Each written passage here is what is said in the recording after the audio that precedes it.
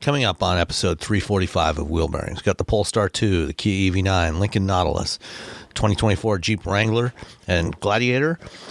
Alex on Autos takes on the Fisker Ocean, 460 miles, and a Chevy Silverado EV RST. Tesla scraps its cheap EV. Ford delays its new EVs up to 2 years, and driving a Model T in the snow. All that and more coming up next.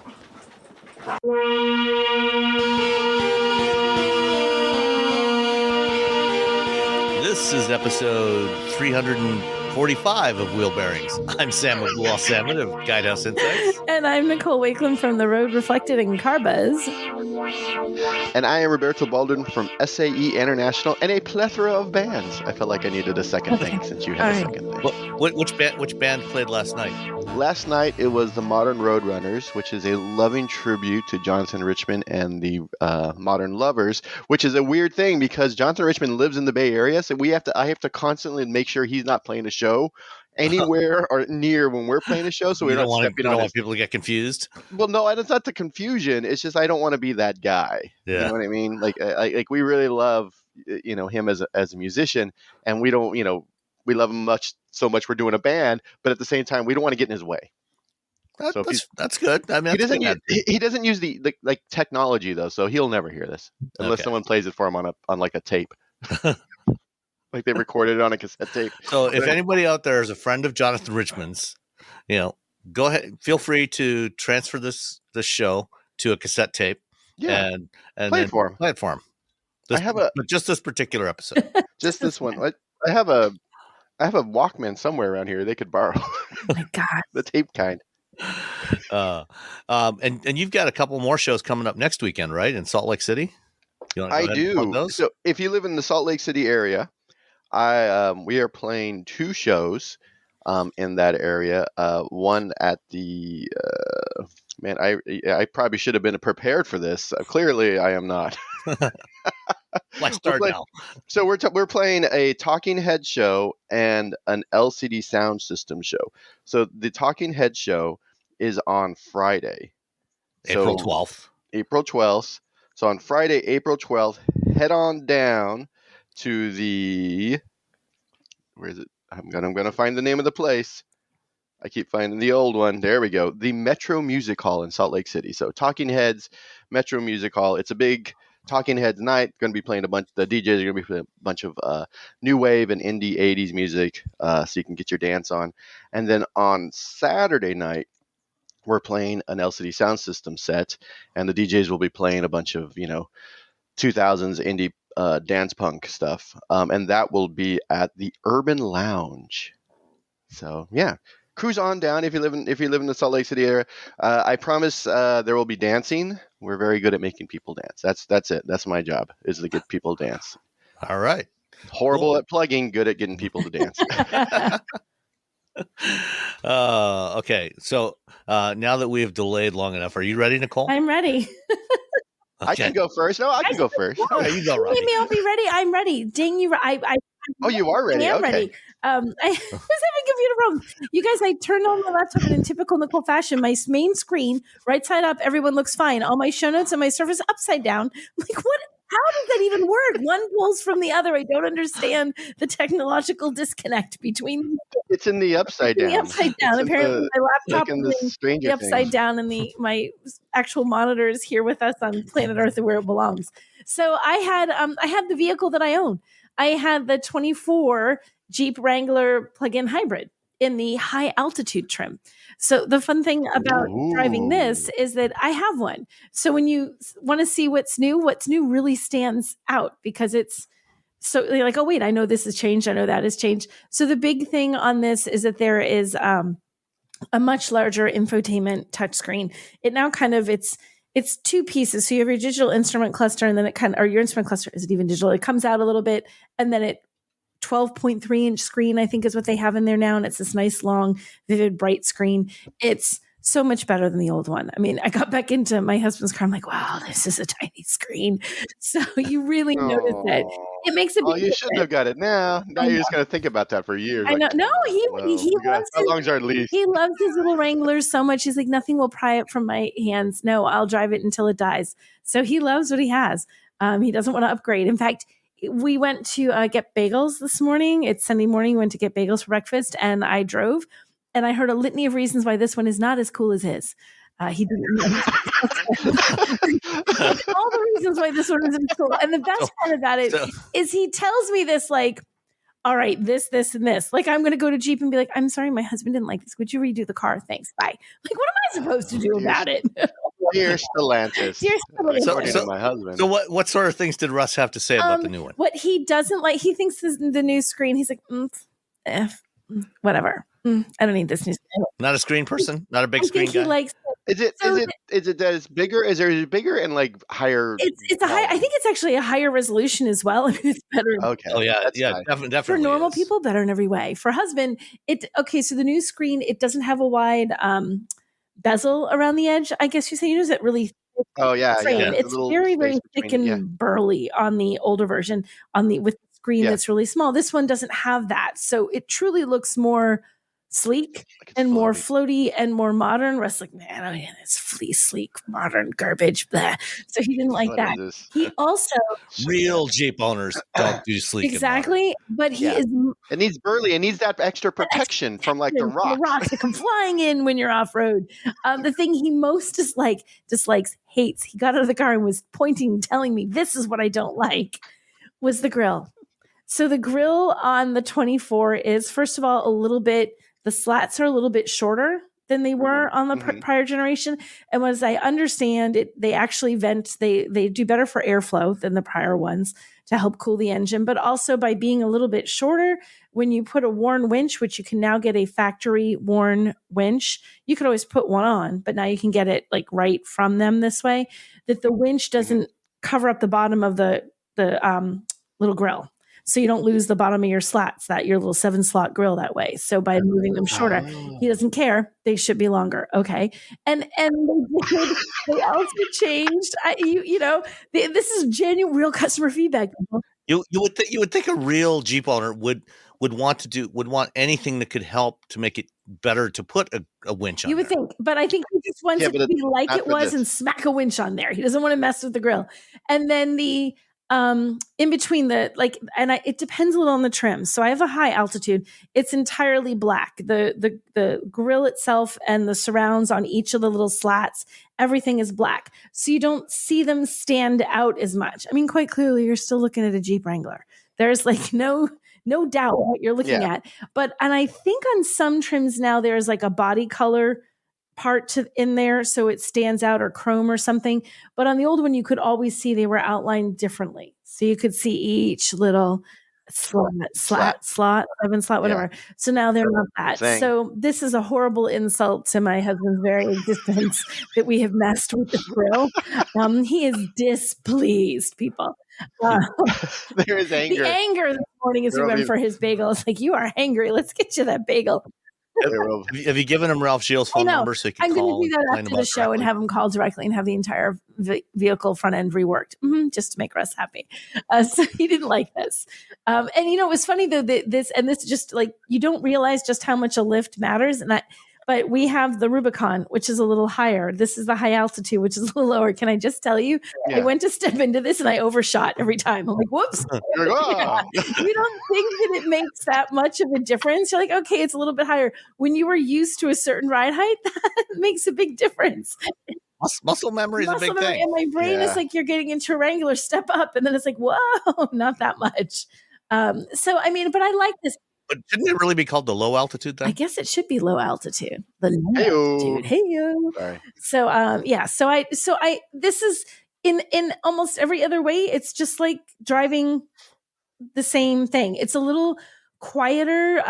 They change one of the big changes. And here's a fun fact if you own a Wrangler. So I don't know if I said this in the show last time, but in the 24s, they put airbags into like side airbags. So they're sort of mounted in that piece that stays around you when you remove the top. The sport bar, is that what they technically call it? So if you it's not a roll cage. I'm like, it's not a roll cage. What do they call it? Sport bar.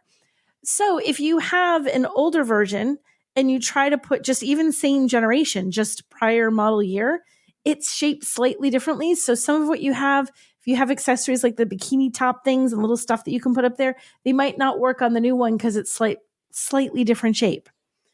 So you can't necessarily transfer over all your roof related accessories from early in this generation to later in this generation and in the future. I don't know how many people will actually have it as an issue, but if you're looking to buy something for your brand new one and you're looking at something that was made for the 23 model year, might not fit. But you know what? Oh, that's Jeep Performance Parts has you covered, so you can buy all that stuff again. JPP is there for you to give you all your performance let's hear you want. It's all a plot. And it's just like, when you get a new iPhone every year, you can't be reusing that case. You want a brand new case. We need to make it different in some ways. You have to buy a new case. So that's the case with this. You'd have to buy. Now, presumably, people ditch their iPhones a little more quickly than they ditch their cars. But just a thing, if you're looking at buying something as an accessory and it's from those older, it's just a prior model year, 23, it may or may not fit depending on what it is. So buyer beware. But it pretty much is just like driving Russ's. There is a difference. It's a little smoother because it's not quite, doesn't have that lift. It's not the Rubicon. The Rubicon's a little bit rougher on the highway. They did say, although I didn't notice a difference, I made a phone call to one of my friends to test it out, but they say that it's supposed to be the speakers are redesigned in such a way it should be a little bit better to hear people when you call people, because the Wrangler's a noisy vehicle, and it can be hard to hear someone. I didn't notice a marked difference, and neither did the person on the other end of the phone. I didn't think the people coming through sounded any better as far as where speaker placement was, and as far as mic placement, they didn't think I sounded any clearer than I did when I drive Russ's car. So if it is a difference, it's a really modest difference. Subtle. Yeah, it's not something that's going to be dramatically noticeable. I think that, the biggest thing is the grill looks a little bit different, and you do really notice that large screen on the inside makes it look, it doesn't make it look like, it just makes it look more modern. It's funny how much screen size impacts how old a car looks, because otherwise it's pretty much the same thing inside, right?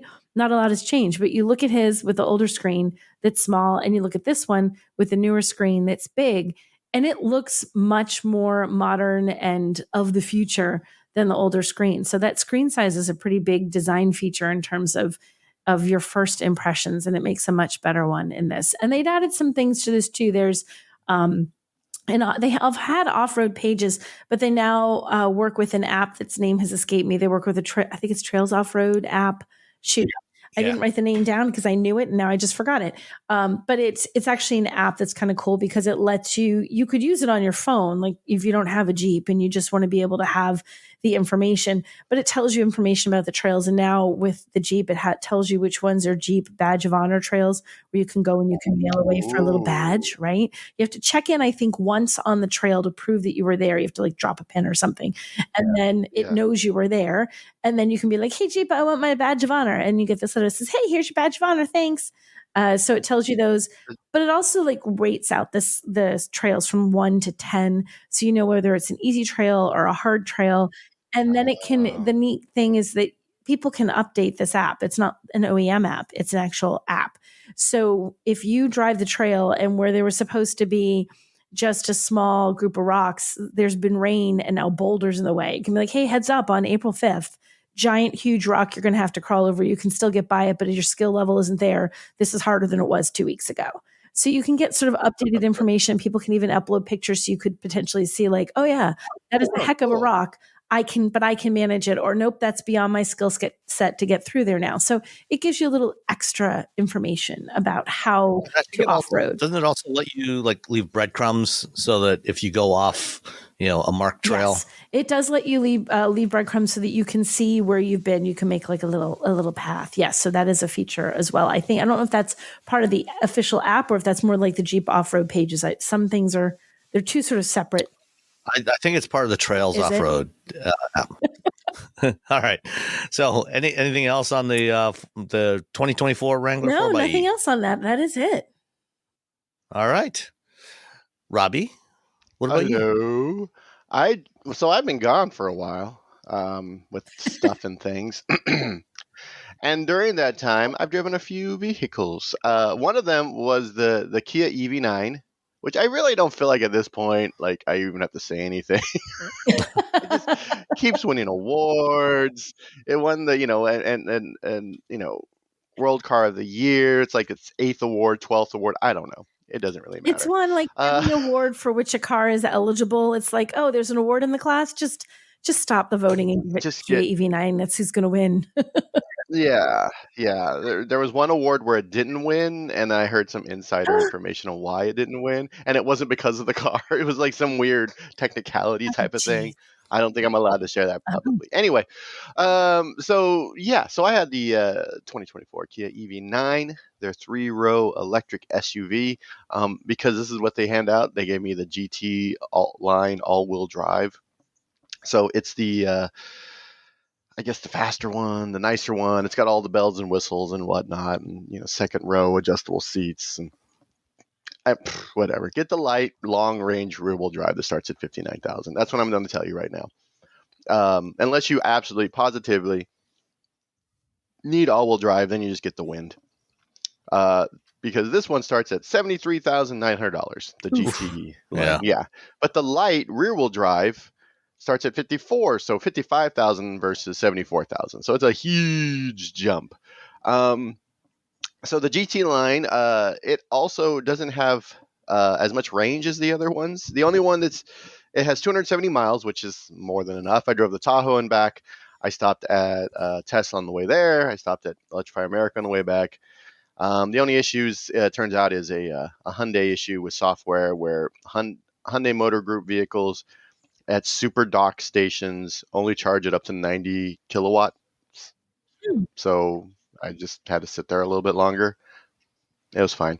On the way back, Let's Try America 170, easy peasy. I made friends, which is something I end up always doing at these things at the charging stations, because they always like, hey, how do you think of your car? And I have to explain who I am.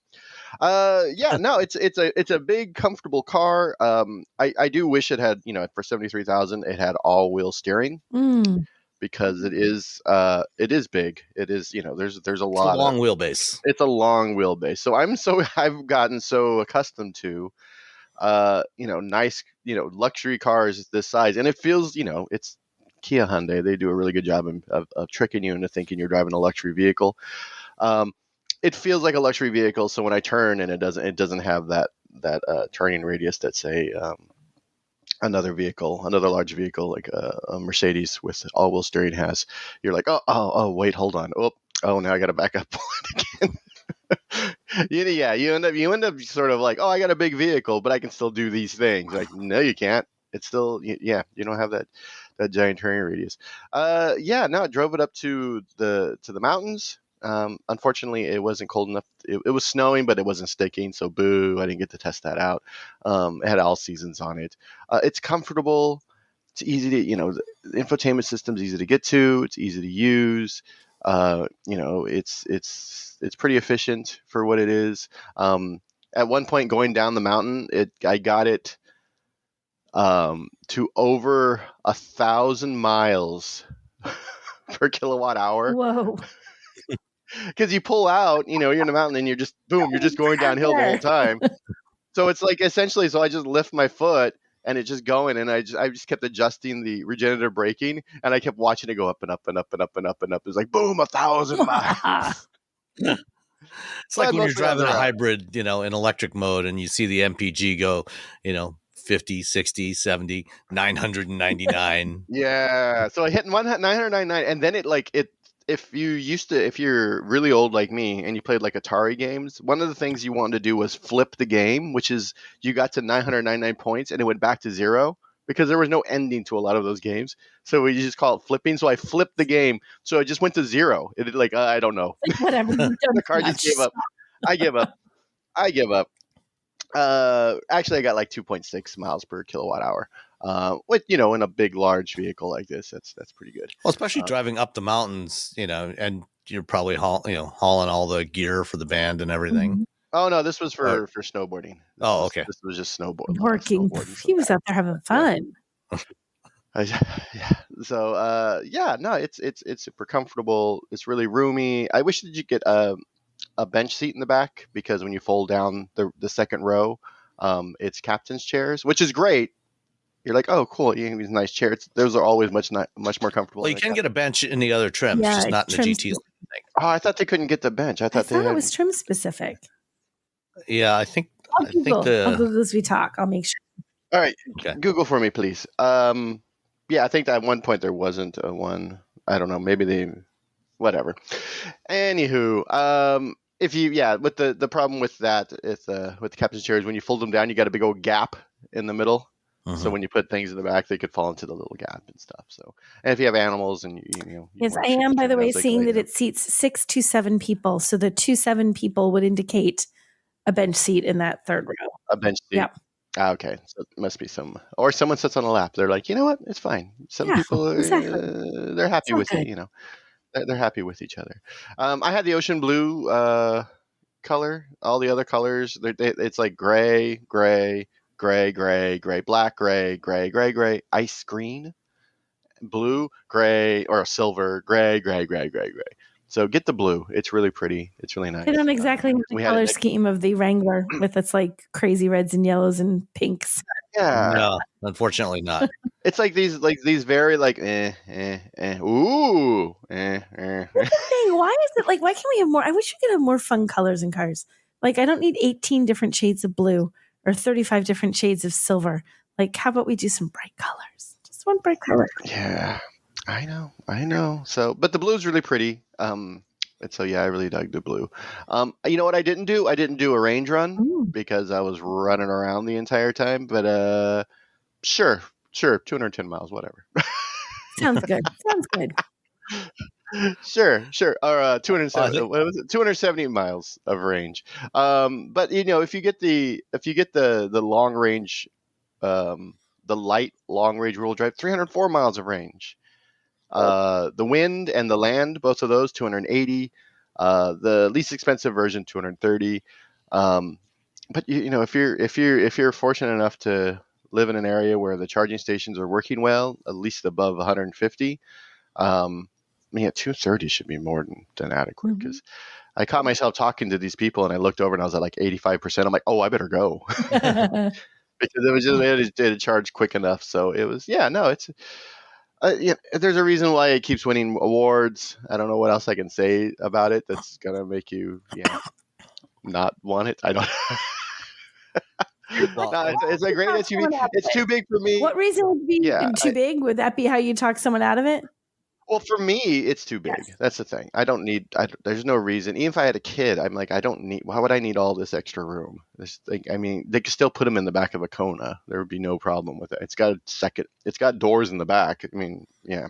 So, but if you're jonesing for a third row, and you need an EV, this is you can't go wrong with the EV9. So, yeah. and most likely when the next awards season rolls around, it'll be the EV9's cousin, the Hyundai Ioniq 7, that is getting all the awards. Oh, that one's supposed to be coming out this summer. So yeah, so you're just going back and forth. I don't even know if they're holding their. They're going back and forth, giving each other. Here you go. Here, it's your turn. It's your turn now. No, what's ours now? Who gets it? Okay, back to you. Yeah. Between Hyundai, Kia, and Genesis, they're winning all the awards for EVs. Well, I mean, there's a reason for that. You make good cars, you win awards. They're doing a good job. They're doing a good job. Yeah. They absolutely are. Do a good job. And then let's see. I also drove something else, which I wasn't that excited about. And well, anyway, Lincoln Nautilus. Didn't like it. With its, I didn't. The screen doesn't make any sense. There's zero value in having the right side of that screen. I can the left side, all right. It's the instrument cluster. Your display is more in your eye line. The instrument cluster, like you can see your directions, are all in your eye line. That okay, fine.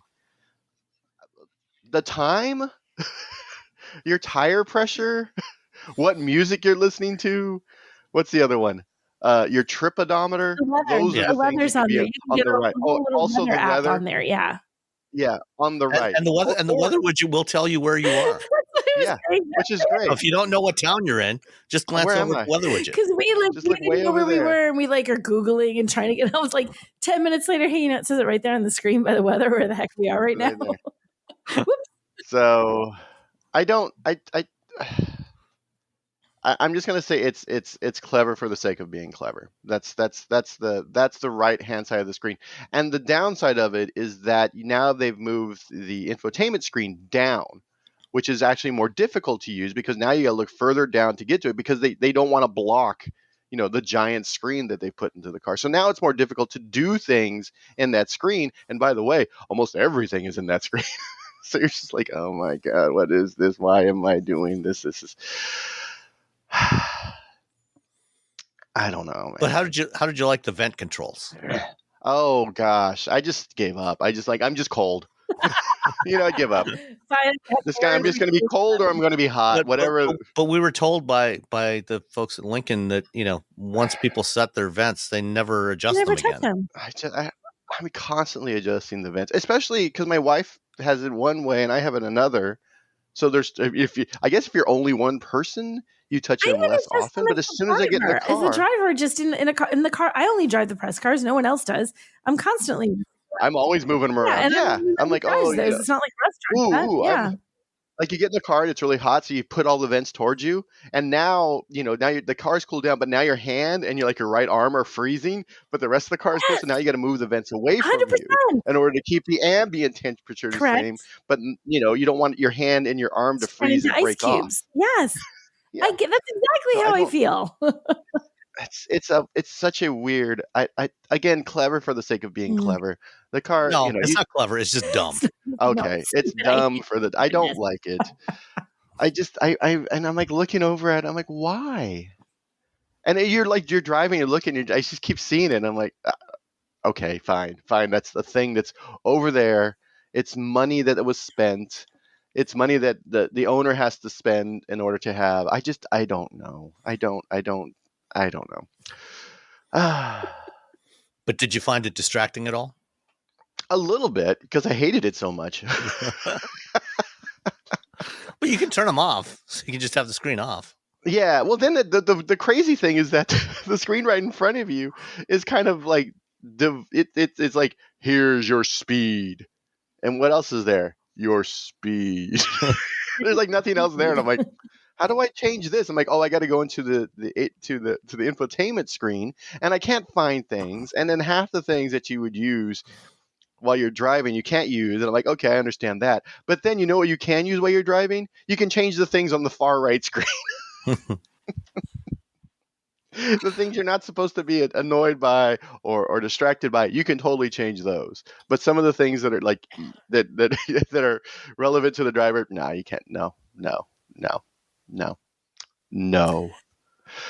So there you go. So that's the Lincoln Nautilus. Anyway, so it drives well. It's very comfortable. It was weird because sometimes it felt larger than it was, and then sometimes it felt smaller than it was. It was like driving. It was weird. It was such an odd experience because when I first got it, I'm like, this car feels bigger than it actually is, which is the complete opposite of what everyone else is doing. Mm-hmm. If you're driving kind of slow, but if you kind of push it and you turn and you're like going through, and then it feels a little bit smaller. It handles pretty well, and you're like, what is happening in the chassis control with this vehicle? This is okay, fine. It feels larger and it also feels smaller. Fine, whatever you got to do, Lincoln. Overall, if you're looking for a Lincoln, you want something that's nice and comfortable. It starts at around 50. Let me see. Oh, there we go. It starts at 54,750 is the one I had.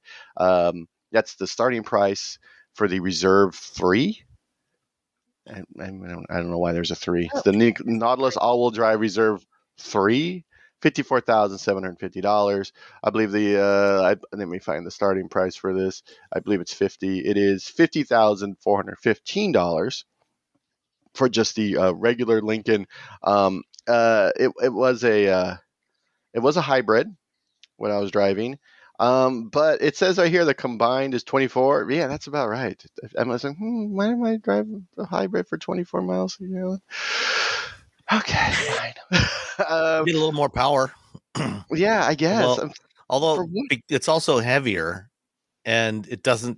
I mean, I don't know about you, but we drove both the gas and the hybrid one, and the hybrid did not feel any more powerful. If anything, it actually felt a little more sluggish.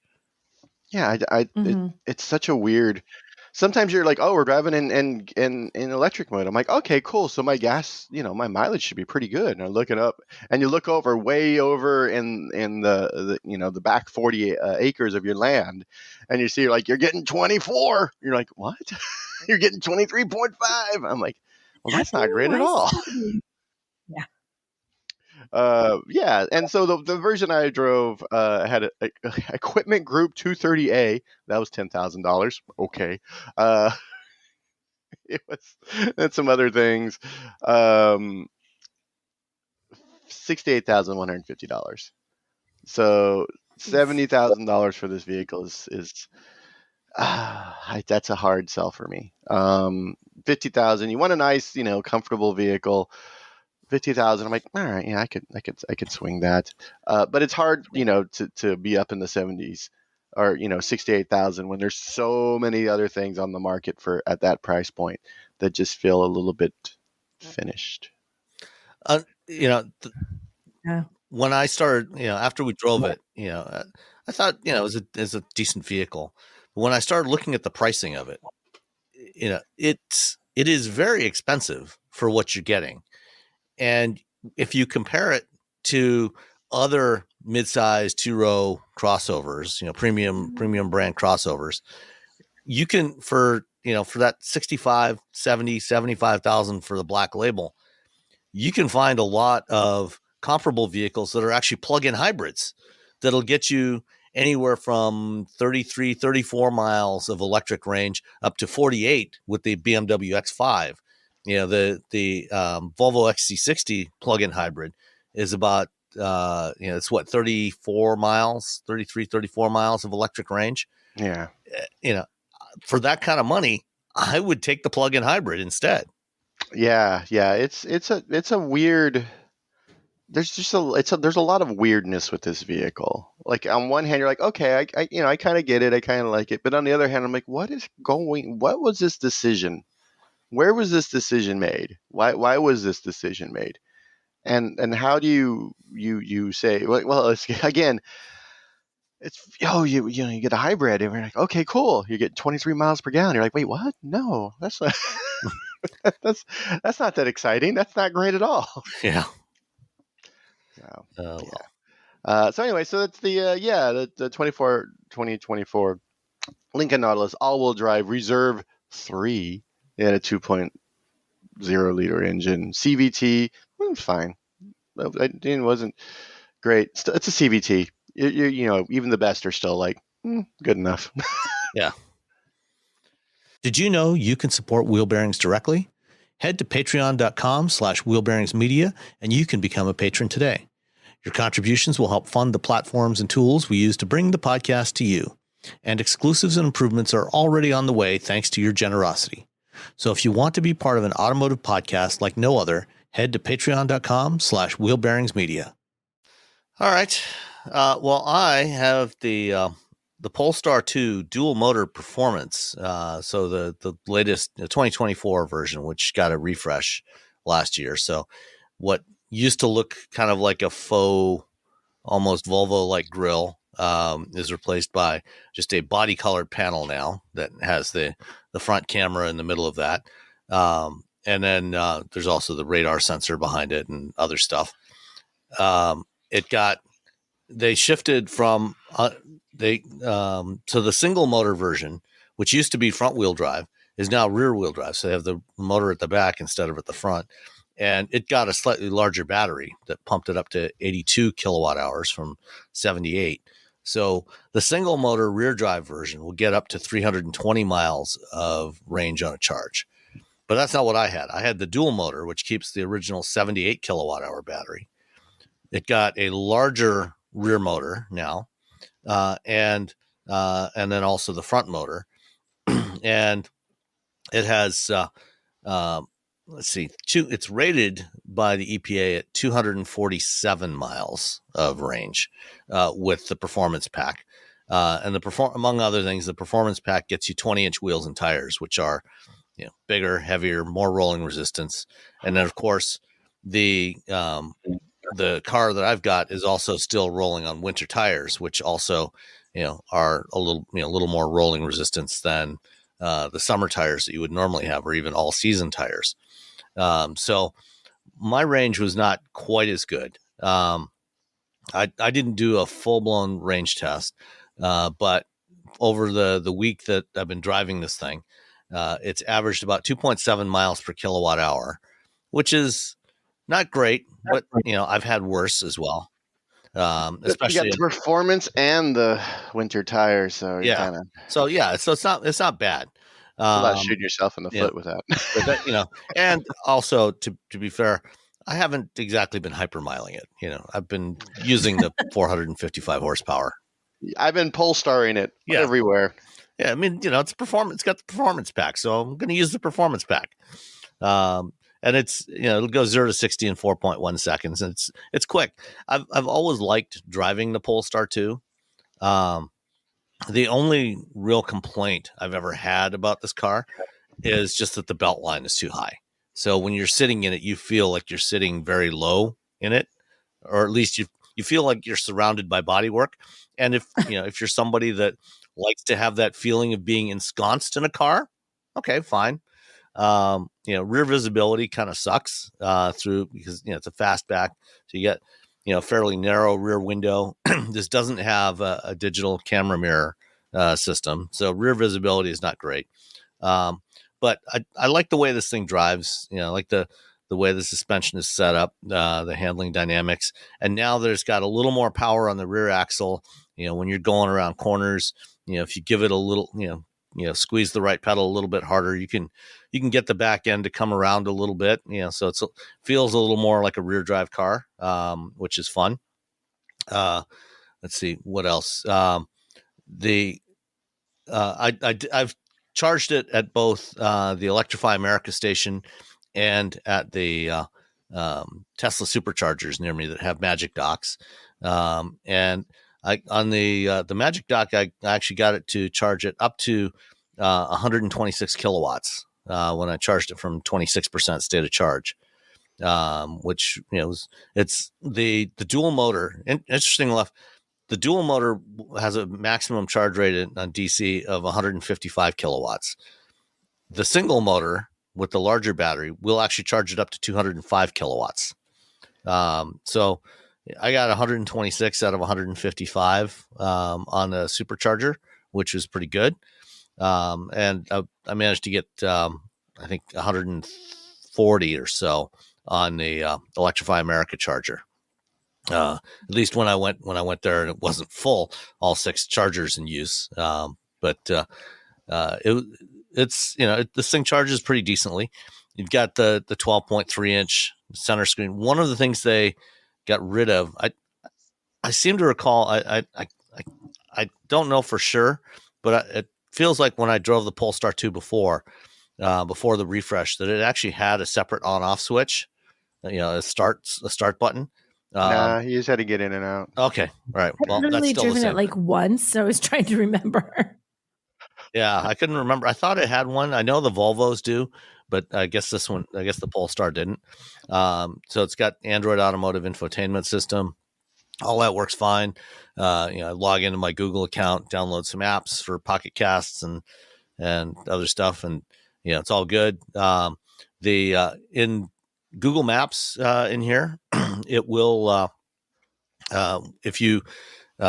if you put in a destination that is beyond the current range of the car, it will give you suggestions as to where to stop along the way and how long to stop. So it'll show you on the list, okay, here's a couple of charging stations where you should stop. Here's what your estimated state of charge is going to be when you get there. And here's how long you should stay there to get the shortest trip time. So I put in, for example, going from Ann Arbor to Chicago. And I was I think about 60% state of charge at the time. So obviously I wouldn't make it all the way to Chicago, and it told me to stop in Kalamazoo, at this EA station for about 10 minutes. And then I would be able to get all the way to Chicago. So that's handy to have. That's something, that other manufacturers, Google is building that into the version of Maps that's part of Android Automotive now. So they're using vehicle information. So it's the same thing that GM's doing on their Ultium EVs, except that unlike GM, if you want to use CarPlay, you can still do that in the Polestar. Dun, dun, dun. So- So I used a better route planner for my trip to Tahoe with the EV9, and even though it's when I selected EV9 in better route planner, it said beta.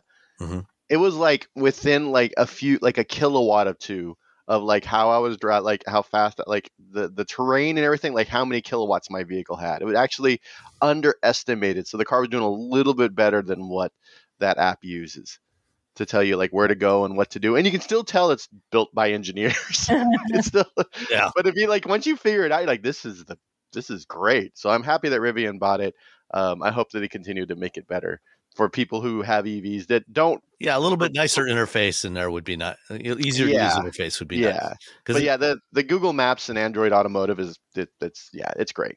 Yeah, and I used that the other day. I had to go to Southfield for a radio interview, and I used that because I needed to get charged while I was over there, and the range estimation was within 1% when I arrived at the charger in Google Maps. So it was good. So there's that. The Plus pack and the Performance pack give you all the options like Napa leather and a bunch of other stuff in there. So all in, the one that I drove with the 20-inch wheels and everything came to a grand total of $58,150. And like I say, I like this car. I like it a lot. It's very comfortable to drive. The seats are very comfortable, supportive. Still has, an instrument cluster in front of me where it belongs. Yay.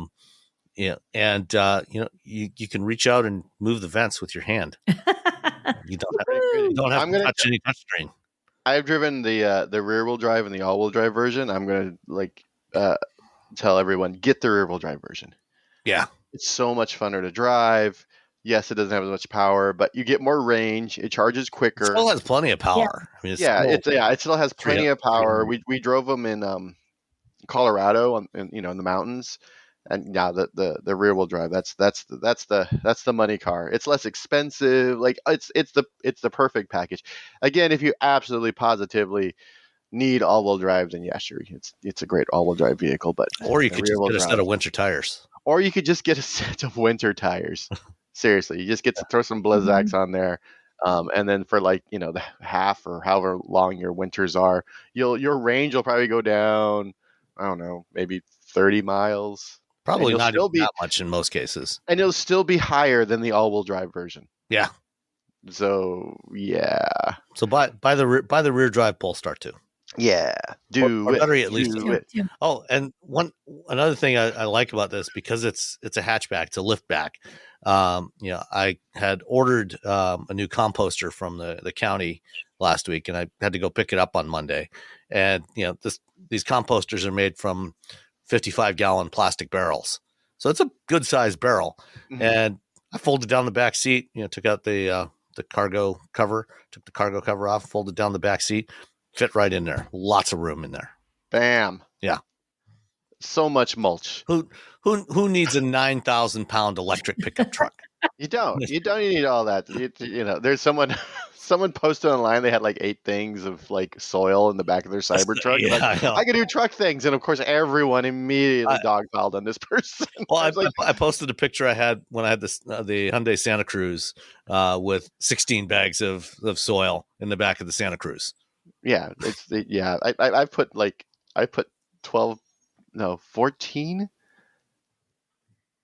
14 bags of mulch in the back of the Kona. Yeah.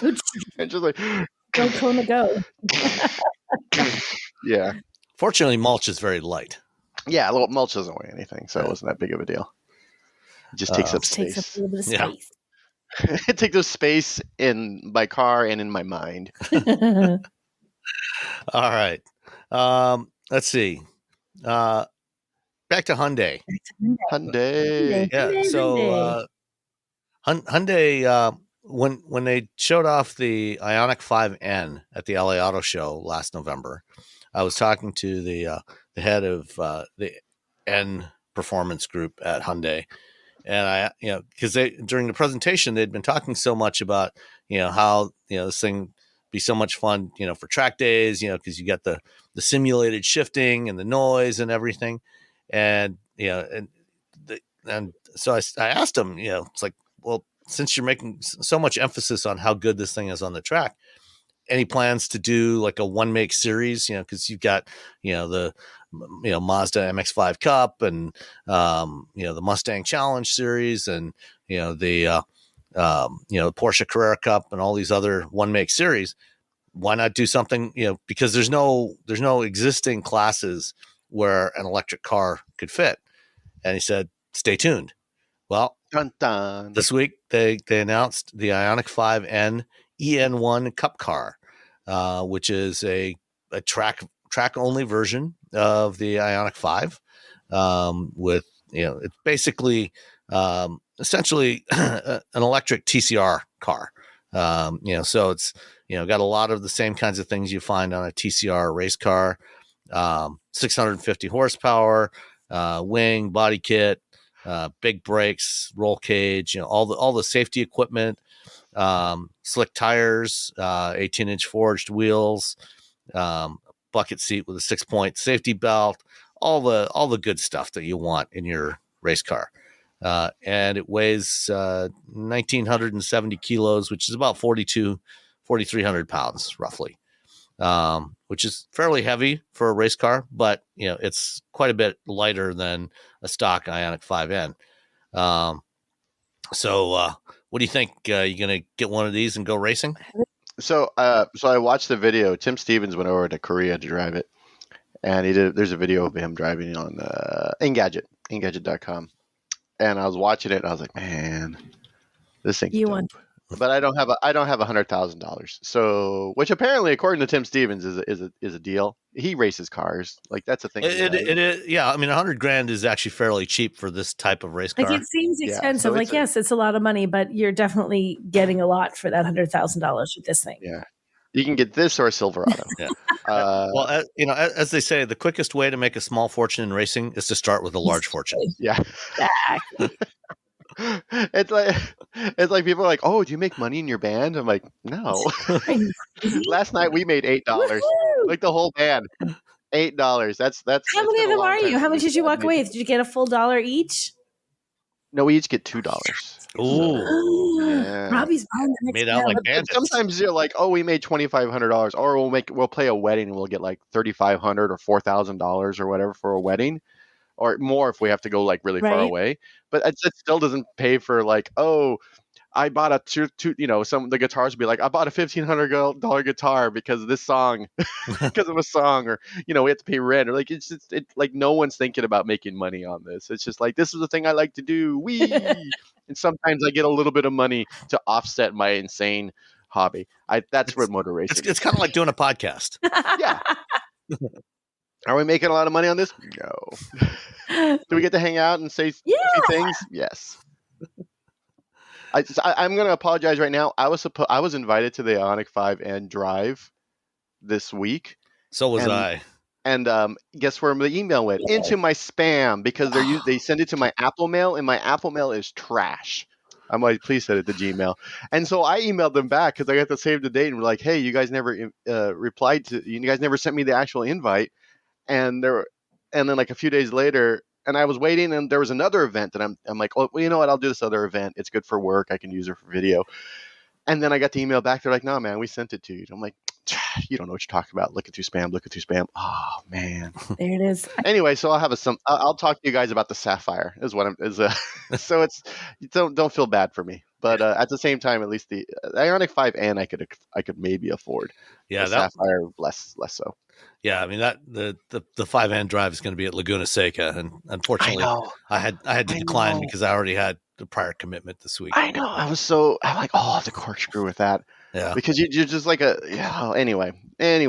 Yeah, so that lift when you go first down, the body weight lift. I want to see how that works with the EV. I'm going to be on vacation, so I'm not driving anything on the show. So you guys have fun driving stuff. I'm just going on vacation. Bye.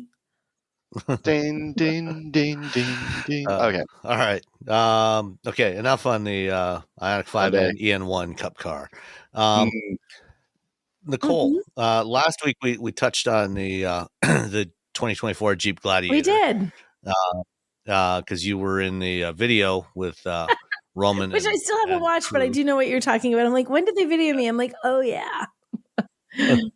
So now the embargo has lifted. So tell us about the new Gladiator. So we went. Gladiator. It's funny because I just have a 24 Wrangler this week. The same kind of stuff that they did with the 24 Wrangler, the same updates.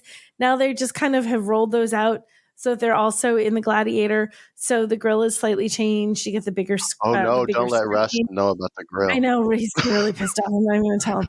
I haven't even told him. I haven't told him they did it to the other one.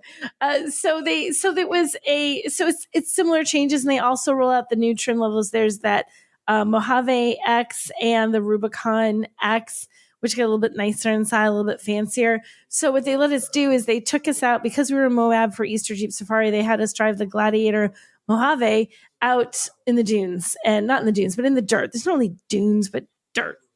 And Nina Barlow was leading our group, who is this amazing off-roader. She has a couple places where it's like Barlow Rentals or something. Anyway, you can get cars. There's in Moab and in Sedona. And she teaches people how to off-road. She can teach you how to off-road, whether you're like, I've never done it in my whole life ever before, ever. Or I'm an expert, and Nina's the one that'll go, you think. And she will have you do stuff that you don't. Yeah. Right? So she was actually leading our group in hers, which is hilarious. She's like, I'm going to go a little bit faster. We're like, where'd she go? She's just flying along. Because she's so fast and so confident. But she's laughing as she's talking on the walkie, hey, I kind of get carried away. Hey, here I am. But the fun thing driving behind her is that you're like, well, I know the car can do it, because she has done it. I don't know if I can do it fast. It's not the car's ability or the truck's ability in this case. It's my ability. But the thing is, when you're going over whoops in the desert, they hurt if you're in a car that isn't designed to do that. You can come down really hard when you're just over and over to bump at a bump at a bump. It's like moguls, I think, skiing is what it makes me think of. And really, really harsh in a vehicle. And you have to slow down, which takes some of the fun out of it. This, you don't really have to slow down as much as you think. Like we were moving, we were really going. And I remember the person I was driving with, he sort of hit one that was a little bit higher, and we both had like, oh, and then came down. I was like, oh, wait, that was okay. Right. He's like, I don't have to lift off the gas. You're bracing. You're bracing for that. Oh no. No, it's like, no, that one. We have to get on the radio like, hey everyone. Yeah. So I had some troubles. It was really unbelievably smooth. And I think that's, the Mojave is the trim that's designed. It has special shocks. It has special suspension. It's all these things underneath it that are designed to make it not just so you can go off-road, but so that you can drive fast over things like little whoops in the dirt, and that you can take it, hence the name Mojave, out in the desert and drive very fast over, desert terrain and not have to worry about destroying your car, about things overheating, all the kind of stuff that you want. That's what this one has done. I don't get a chance to drive that way on the East Coast because we don't have that kind of terrain. We've got trees, we've got forests. We don't have that kind of open desert or open areas where you can drive like that. But you can in Moab, and you can, in places in the West Coast and the Northwest. If you're in Nevada, those places.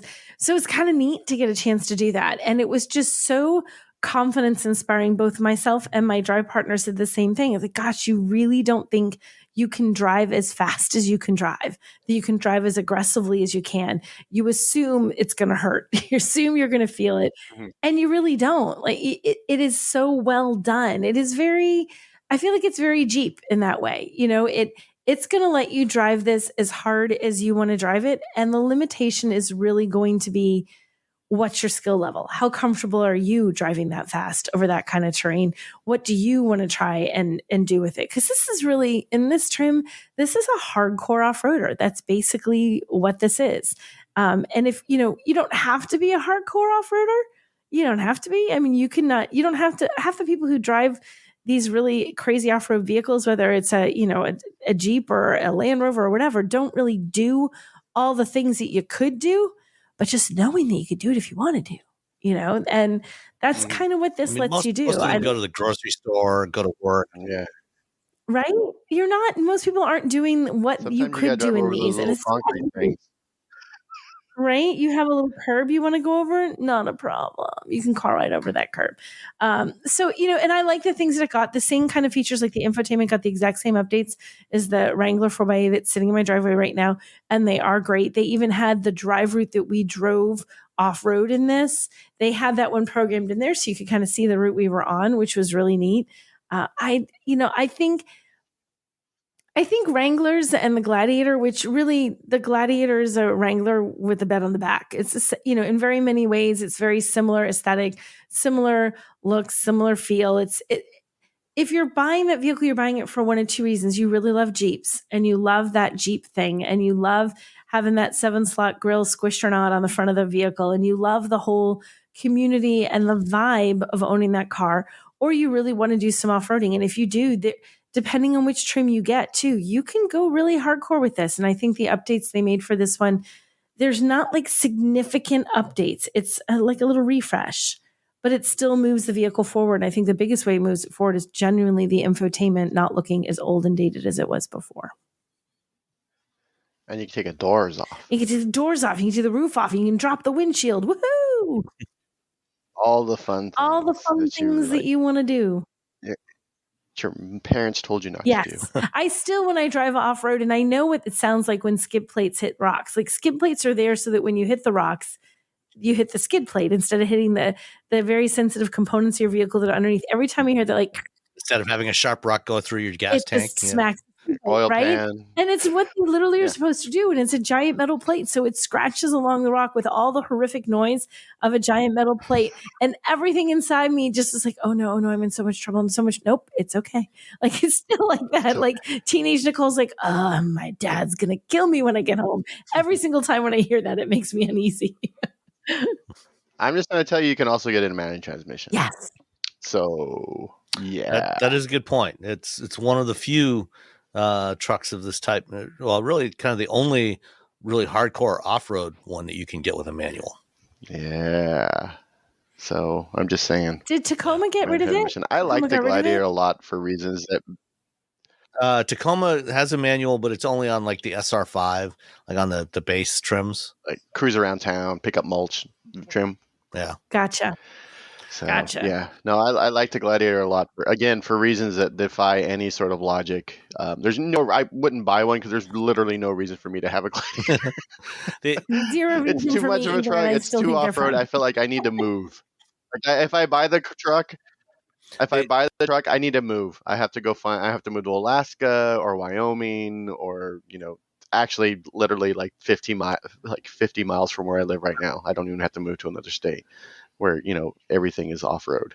The only real complaint I had about when I drove the Gladiator Mojave when it first came out a couple of years ago was it just seemed like it was maybe a little underpowered given the weight of this thing, because it's not a lightweight truck, and the only engine in there available is the Pentastar V6, which is a great engine, but 280 horsepower is maybe kind of marginal for this thing. Mm-hmm. Yeah, and they got rid of the diesel. And at the time, I think I wrote. Yeah, you can't get the diesel anymore. So hopefully at some point, they'll bring out. Well, they are going to bring out a plug-in hybrid version. So they're going to have the 4xe. They did. In the they Gladiator. showed that a little while ago. Now they showed the 4xe, but I don't think we know when. I don't remember them saying anything about an ETA. I think it's going to be like later in 2025. Yeah. Oh, they need to get that thing out ASAP. Yeah. Because everyone's like, "Oh, plug-in hybrids are a thing." I know. Yeah, we've been telling you. The other option would be to put in the Hurricane 6-cylinder. Yeah, I don't see that happening. It could. I guess it could. Possible. They probably have some more laying around. Yeah. We got to get rid of them somehow. Yeah. We're looking around. What do we got? Oh, we got some more of those Let's put a Hurricane in there. Why don't we do that? Sure, why not? All right. I mean, they're just sitting there. What are we supposed to do with them? Okay. Moving on. Just one thing about Fisker this week. Still don't recommend that you buy one even at $25,000. But our friend Alex Dykes at Auto Buyer's Guide, because there were none available from a press fleet, He actually went on Turo and rented one. That's very Alex to come up with a solution that way. Which was pretty interesting. He did a really good video, and a lot of the same complaints that we've heard elsewhere. Looks good, but it's got a lot of challenges with software and some other components. But one thing that I took note of in watching his video, the Fisker Ocean also has vents you have to control through the touchscreen. And when, because this car has been on Turo and people renting it that are not familiar with it, apparently some previous renter had tried to manually move the vents. Oh no! And reach in, I guess, and move them. And so the vents on the passenger side were actually broken because somebody tried to manually move them, so they were uncontrollable. Oh, geez, that's bad. Yeah. But and there was also problems with the 12-volt battery in this one, and when and this is not that uncommon with some EVs. They still use a 12-volt battery to run a lot of the low voltage stuff, and sometimes the battery dies on you, just as it does in a gas-powered car. But a lot of the memory for stuff is maintained by power from the 12-volt battery. And when the 12-volt battery is replaced in the Ocean, it loses track of a lot of things that have to be calibrated. So things like the radar sensors and a whole bunch of other stuff that simply because it had not got they had just replaced the 12-volt battery, but it had not been completely recalibrated because there's no service center around to do the work. A whole bunch of stuff just simply did not work on this car because it hadn't been recalibrated yet. So another thing to watch out for if you're thinking about buying a Fisker Ocean. Jeez, I keep waiting for it just to be our news of the week to be that it's no longer here, Fisker, at all. Yeah. Listen, if you can get one for super, super, super, super, super cheap, those batteries are great for resto mod. I'm just saying. That's all. That's actually not a bad idea. That's probably the best use case for that car at this point. I'm just throwing that out there for y'all. If you are thinking, you're like, I have a Dodge Aspen station wagon from the 70s, and I really want to make it into an EV. If you can get a Fisker Ocean for $5,000. Pull those batteries out. Guess what? Your Dodge Aspen is going to be $5,000 more than the Dodge Aspen. Yeah. It's going to be cheaper than buying the batteries. Assuming you can find a 1970s Dodge Aspen wagon that hasn't completely turned to iron oxide yet. That's true. We had one in the 80s and 90s, and it was something. I drove that thing a lot. It was green, and it was green on the outside. It was green on the inside. That thing was We had a 73 Dodge Dart Sport that was also green on the outside, green on the inside. And it wasn't that, the Aspen was based on the same platform. It had not actually changed very much when they basically just put new body on the old Dart platform to create the Aspen. So I think it still had the torsion bar springs and bunch of other stuff. Although I think by the time they got to the Aspen, they did at least replace the front drum brakes with disc brakes. Because my dad's car did have disc brakes. I remember. My dad's car had 4-wheel drum brakes. So it was you just had to call ahead. I'm going to be stopping now. I think I need to stop in the next block or two. So if we could all work together now. Make that happen. Let's plan it out. All right. You have mentioned, Robbie, briefly a couple of times, and so have I, $100,000, 9,000-pound pickup trucks. So the Chevy Silverado EV RST first edition is official now. Mm-hmm. After being announced almost 2 years ago. Right. It's finally supposedly coming this summer. And we have official pricing now, $96,450, which is $10,000 less than what they originally said it was going to be. Hey, $10,000's $10,000. Yeah, that's a lot of money. That's like my first 3 cars put together.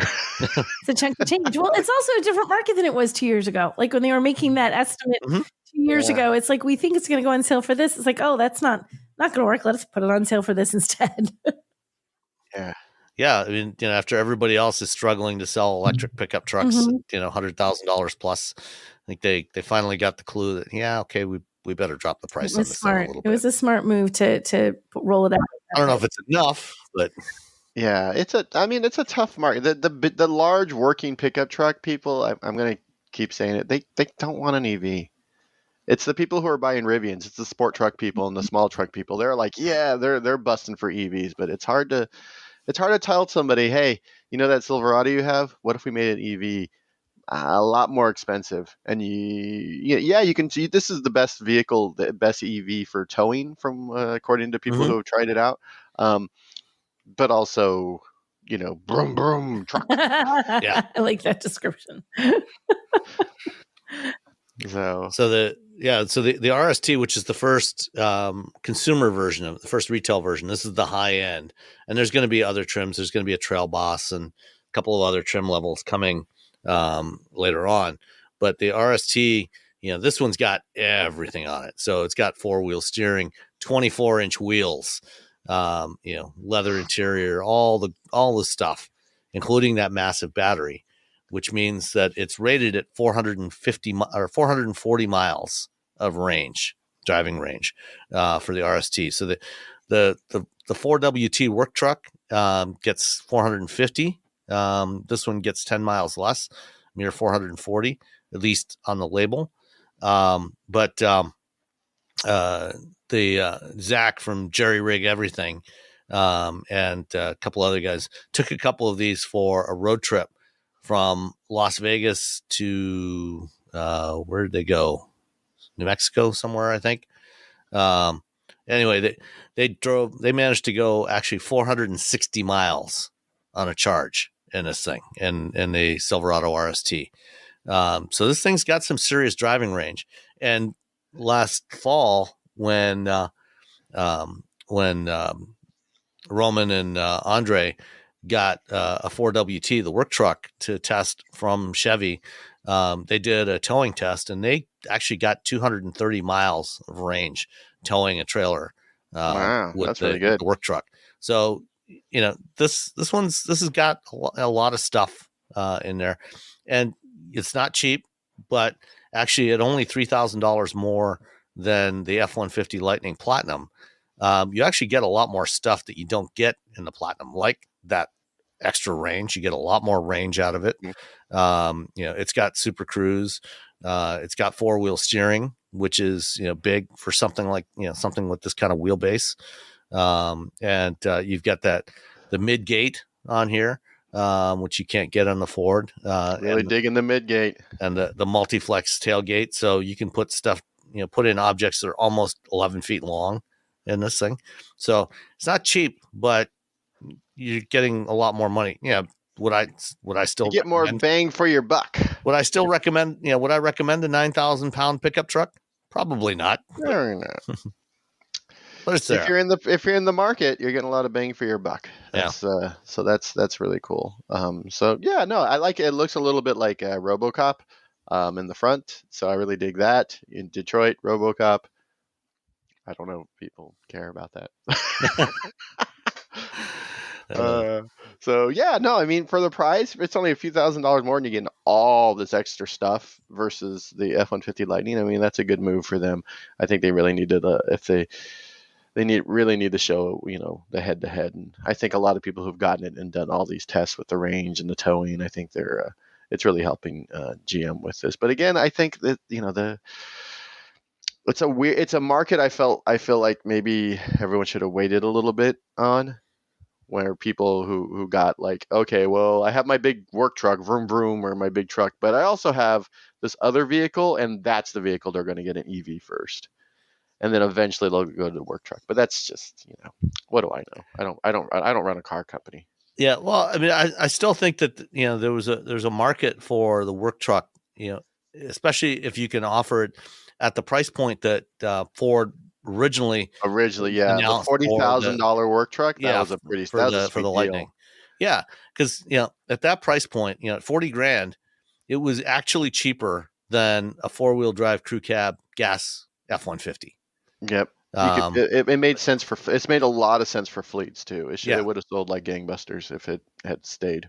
yeah, and now that same truck is 50 grand. Yeah, and the cheapest Silverados, the 4WT I think is something like 76, and then the I don't know what the price is for the 3WT, which has a slightly smaller battery, only goes about 380 miles. But Oh no.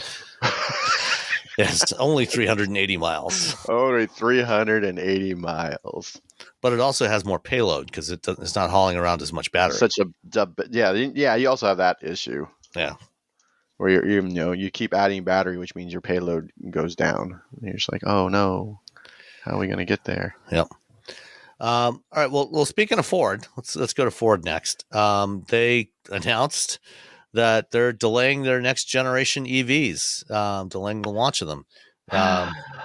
We were supposed to see a pair of 3-row electric crossovers, a Ford Explorer type vehicle, and something like the Lincoln Aviator around the end of this year, early 2025. Those vehicles are now not coming until 2027. They're just giving the market to Hyundai, aren't they? Yep. Hyundai and Kia, they're just like, here you go, you can have it. Yeah. And that's dangerous because what happens is that you get people who are jumping to that brand and now they stick with that brand. Yeah. Yeah. It's going to be tough to get people back. Yeah. I mean, okay. Well, it's tough. I mean, I can understand why they're sort of slowing down, but I think it's a hard, trying to figure out this whole transition to EVs is difficult. And some people have made decisions that they thought would work out and they didn't work out. And some people built, systems that they thought would be great. And it turns out it needs a lot more work. And so, you kind of have to step back and be like, okay, well, we need to pay people still. We need to make a lot of money for our shareholders and we got to pay our CEO a lot of money. So let's just go in with more plug-in hybrids. Yeah. And then the Project T3 electric pickup that's going to be built in Tennessee at the new Blue Oval City plant in Tennessee. That one has been pushed back from 2025 until 2026. So we're not going to see any all new EVs from Ford for at least 2 more years, and in some cases 3 years, which, that's not big great for Ford. Yeah, I mean, it's crazy because everyone's like, all of a sudden it'll be like, the F-150 Lightning had its greatest month ever, or the Mach-E had an amazing sales month, and you're just like, wait, what?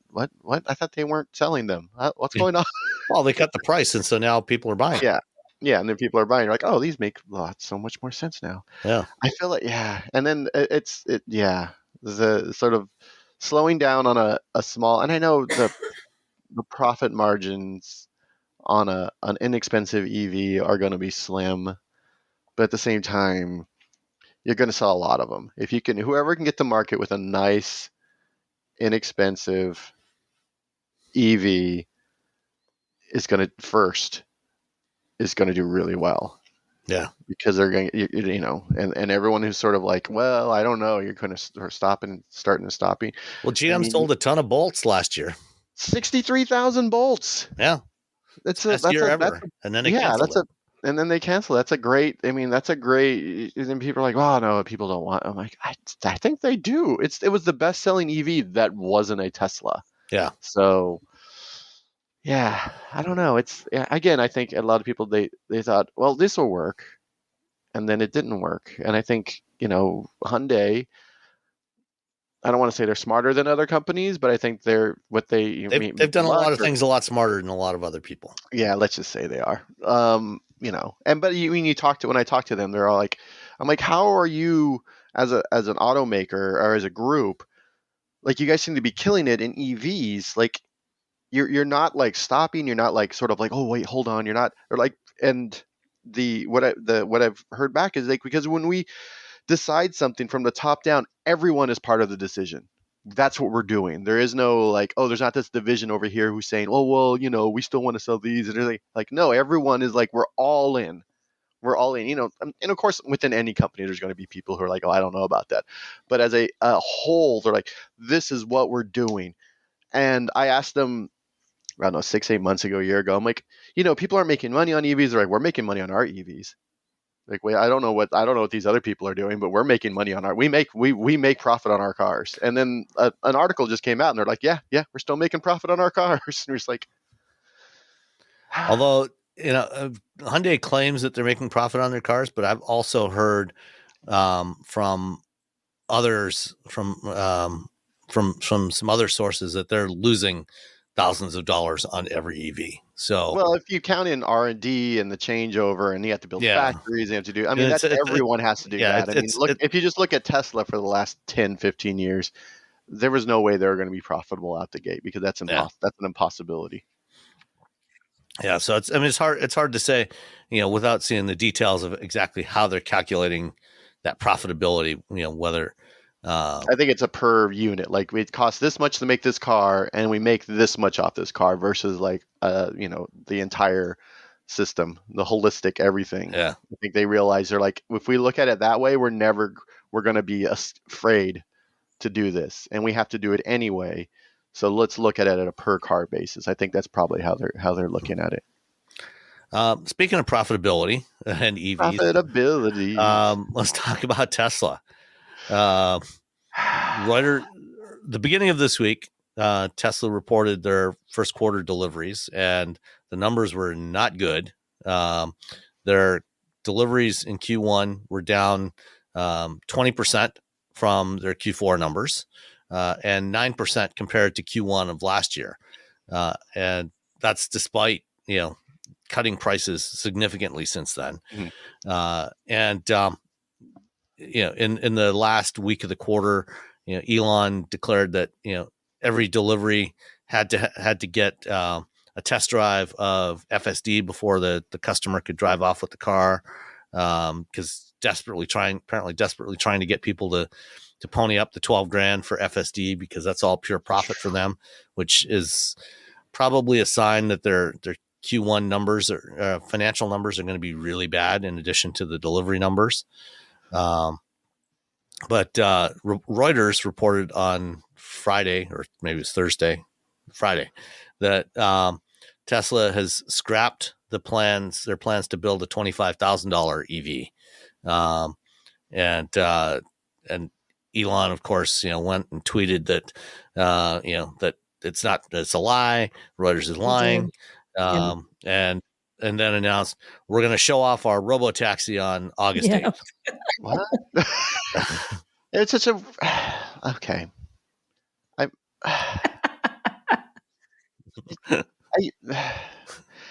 So let's say they come out with a robotaxi next year.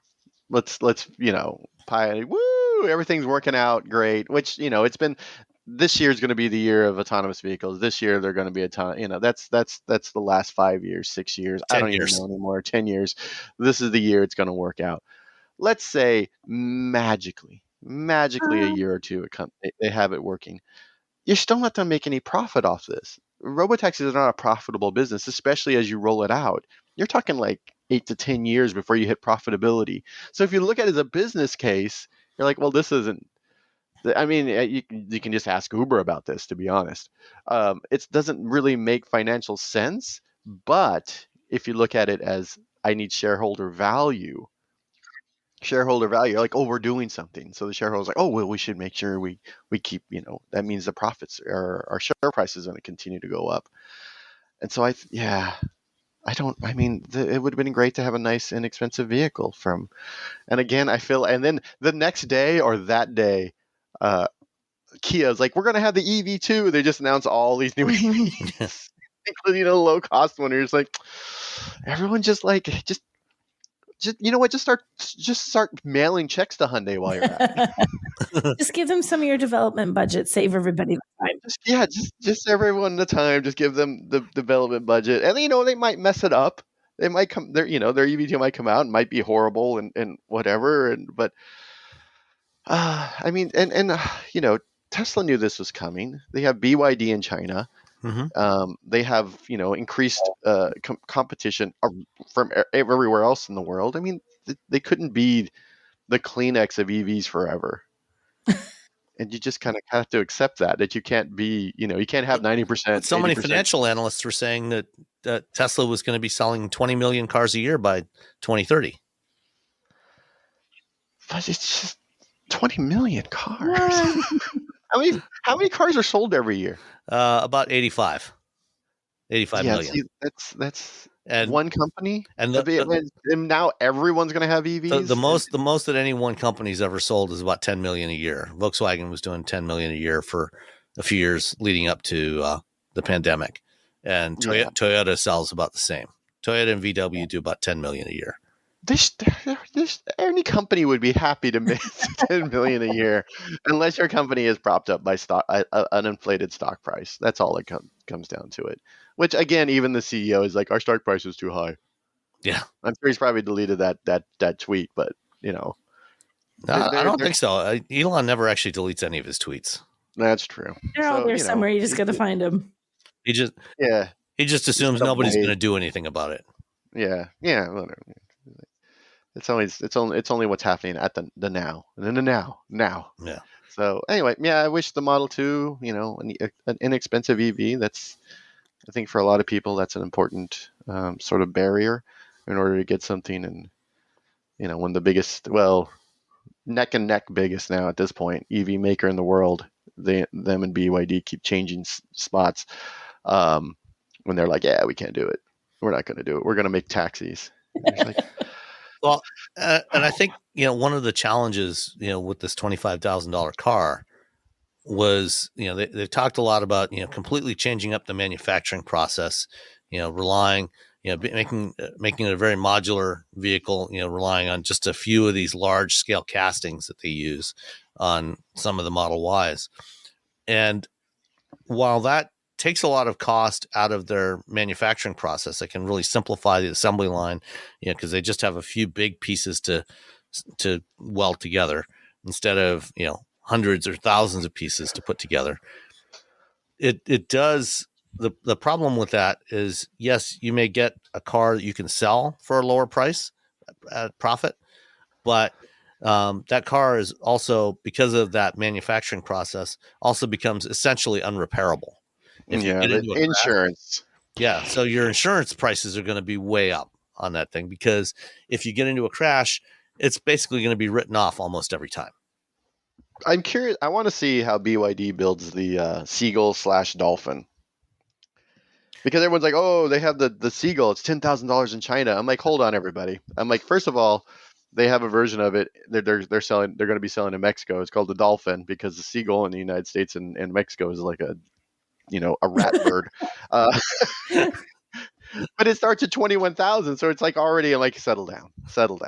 You're not getting a $10,000 car from China. But I'm curious, like, I haven't done I've done exactly zero research on how they're building those, but I'd love to go down to Mexico when BYD opens up that factory to see how they're building their vehicles. Well, last year when I took a tour of CareSoft, which is a benchmarking company, and they've got a facility here in Livonia, Michigan. They took us around. They showed us, all these different vehicles that they've torn down. And one of the things we saw was they had two Volkswagen Tiguans that they tore down. One was a German-built Tiguan. That's the version that they sell in Europe and North America. And one was the Chinese market Tiguan that's built in China. And there were quite a few, and when it was down to just the body in white. It's just showing us the body in white, not any of the other components. One of the things they said was the Chinese built version only has about half as many spot welds on it. Oof. Which means that it's not going to have as much structural integrity. There was also flopping about like one of those giant things in front of the car shop that the arms that flop around. It's not quite that bad, but yeah, I mean, you get the idea. And there was also a bunch of assorted brackets and braces that were not present on the Chinese version, because the crash tests that they have to do are not as stringent as what we have in North America and Europe. And so that's one of the ways that they save a lot of cost on the vehicles that they sell in China. So to take any Chinese market vehicle and make it saleable in Europe or North America, they actually have to add a lot of cost back into it. So, Yeah. like you said, that version in Mexico, would it be able to pass North America or U.S. crash test standards? I don't know, but that's probably a bare minimum. It's probably still not enough to pass U.S. standards. Yeah, it probably got to throw in a couple of grand more on that. At least. There's going to be a BYD dolphin / seagull / whatever other sea creature at WCX for SAE. Oh, is there? Okay. So if you're in the Detroit area, you can get a free expo pass. It's the April 14th through 16th, WCX, and they will have one there. So I'm very excited. Caresoft's going to have it. So I'm very excited to go and look at it and stare at it and shake it. see if it falls over and whatnot. Yeah. So if you're in the area and you want to look, and if you're like looking for a job, or if you're an engineer, or if you're just like, you're just a big car nerd, you should go and check it out. But they'll have one there. They'll have one there in the booth. You can't drive it or anything. I have my media pass already, so. All right. We can hang out, give each other high fives. Yeah. Get pizza. All right. Party. All right. So if there was, if you took a Tesla that's built today, what do you think of the chances that 110 years from now that car will still be able to run? 110? Yeah. Well, any car built today still be able to run? Or 109 years. I'll give you 109 years. I think it'd be okay. I'm trying to think of electric motors from like 110 years ago, and I think you could get them to keep running. I feel like it'd still run. It'd probably be. Yeah, if you took care of it. It would be like running it would be like a Model T. We're like, oh, ain't that cute? Like it would. Ain't that cute? Yeah. I'm trying to think of really old electric. I mean, the problem is like a lot of the old electronics that I have, like they have a lot of analog bits in them, so it's not like circuit boards and stuff. So you have to think about corrosion. You know what? If it was in California, it'd be okay. Yeah, I feel like it could run. I feel like most of them won't, but I feel like it could. Like Detroit, Kansas, like places where there's a lot of salt on the road. Maybe not run that long if you're really super diligent, I suppose. But yeah, you open it up and cleaning every little circuit tidying board, up on the interior, clean all the little bits and pieces, spend hours with a toothbrush. Replace all the capacitors. Exactly. Replace all the little bits that need replacing. Like you'd replace things like belts on a car from 1921 or whatever. I'm trying to do math in my head. It's hard. Math is hard. Last year, our friends at TFL, Roman and Tommy, they bought a 1915 Model T. And they've been doing a series of videos with this thing. And I guess there was a big snowstorm in Colorado last week. And so they decided to try taking the Model T out to see how it drives in the snow. They've done a few others. Good gravy. Now I got to find that. How was that adventure? They didn't get very far. Let's put it that way. Aww. What was everyone doing in the olden times when it snowed? Staying inside. Or just staying home. Yeah, stay inside. Just walking. Getting the horseback out. Yeah. Yeah, the tires on the Model T were not able to get much in the way of grip. They got it started, pulled it out of the shed, Tommy back down, just a very mild slope back out of the shed, and then could not move forward again. And here we stay. So there's old Roman, trying to push this thing up the hill back in. Why is Roman pushing and not Tommy? Because I don't think Roman knows how to drive this thing. To be fair, though, it weighs about 100 pounds less with Tommy. Tommy's a scrawny little thin thing. He's so tiny. Yeah. I love you, Tommy. I didn't mean that as an insult. Oh man, why is Roman? Those I drove the Simplex, a 1906 Simplex from Mercedes, and there's a lot going on when you're driving that car. Like there's like 15 pedals. They're not, but there's a lot of pedals. There's all these like everything is like beyond Roman's 8 to 10 like little vials that are on the dashboard that like you have to keep an eye on. They're like, that's the gas, that's the oil, that's the this, that's the that, that's the that's the snake oil. That's snake oil. There's like, oh, here's the brake. You got to pull this for the braking. You got to do, and it's a binary the clutch is either on or off. There's no oh gee. You're like, you have to double clutch, and then it's like you just have to Good. You have to just get it right. It feels like a lot of pressure. It is a lot of pressure. And, at least, the Model T's got lots of ground clearance, so that wasn't a problem with the snow. Oh, that's good. But, Just the tires. getting any grip. Those wee little Yeah. tires they had on those cars. Woof. Yeah.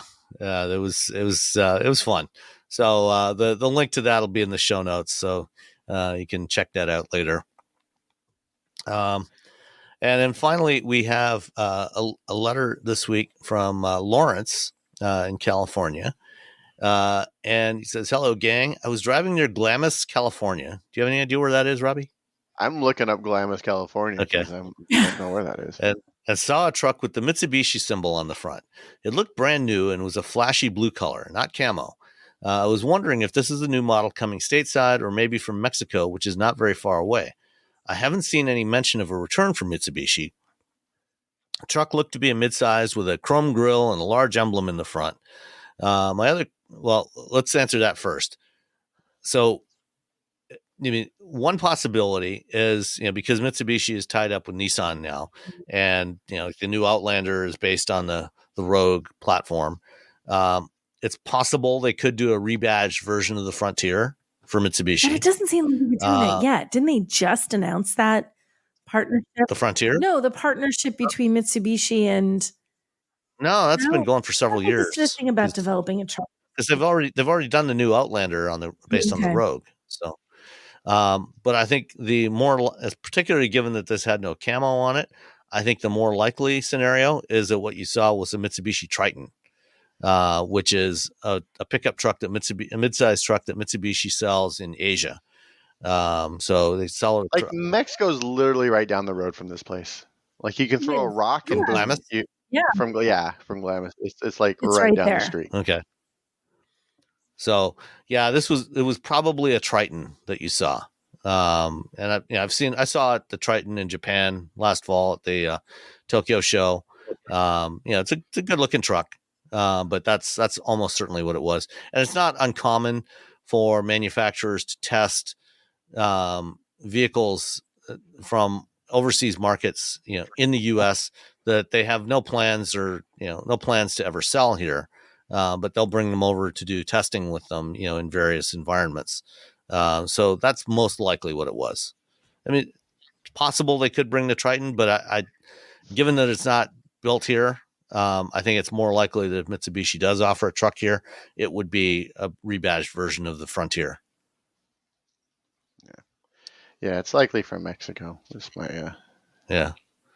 And then my other question is about auto insurance. With all the data brokers and rate hikes, I was wondering about the options for coverage. I seem to remember the law allows a bond option. Just wondering how that works.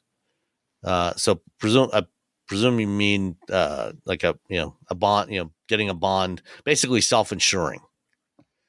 Like I have a bunch of money here. Yeah. In case my car breaks. And I think that, because insurance regulations go state by state, it would probably depend on what state you're in, as far as what's required, whether you would be allowed to do a bond, instead of buying insurance from an insurance company. It would be pretty costly, especially for the liability coverage. If you've got the resources, you could certainly do it. I know, for example, automakers for, development and test vehicles, those are not insured. They self-insure, so they have a bond for that. But, a car maker typically has a lot more money than an individual. So, it's doable, at least under certain scenarios. I don't know if either of you know anything about this. I'm not going to pretend like I do, because I know about insurance a little bit, but not anything about being able to have a bond instead of having insurance. Yeah. My word is my bond. That's all I got. Which legally doesn't really work. That's what I found out.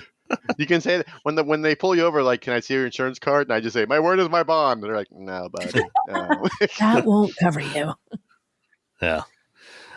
So yeah, I mean, you can certainly look into it, but my guess is that you're probably not going to have much luck with that, especially in California. I think you're probably going to have insurance through an actual insurance company. Yeah. And that is it for this That's week. it. Yeah. And we will talk to you next Bye, time. guys. Bye. Bye-bye. Bye-bye.